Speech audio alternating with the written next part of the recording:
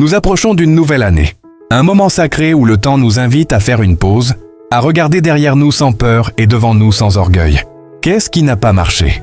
Il y a eu des projets avortés, des promesses non tenues, des efforts qui n'ont pas porté les fruits espérés. Il y a eu des portes qui ne se sont pas ouvertes, malgré nos prières, malgré nos larmes.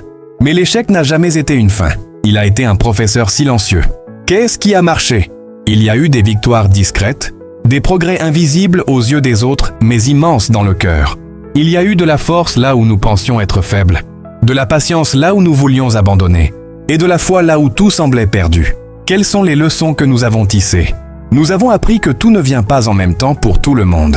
Nous avons appris que comparer son chemin à celui des autres vole la paix. Nous avons appris que la persévérance vaut mieux que la précipitation, et que le silence prépare souvent de grandes annonces. Quel compromis prendre pour l'année qui vient? Laisser ce qui nous épuise, corriger ce qui nous ralentit, renoncer à ce qui brise notre paix intérieure, choisir la discipline plutôt que l'excuse, la vision plutôt que la distraction, la constance plutôt que l'émotion passagère. Un conseil, une fortification, un encouragement. Ne soyez pas intimidés par ceux qui ont réussi. Leur histoire n'est pas terminée. Et ne méprisez pas ceux qui attendent encore. Leur saison arrive.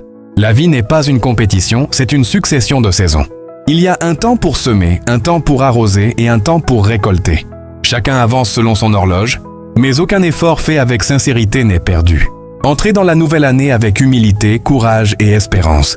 Ce qui n'a pas encore fleuri n'est pas mort. Ce n'est pas fini. Le temps travaille encore pour vous. Dis-nous en commentaire. Abonne-toi, like, partage.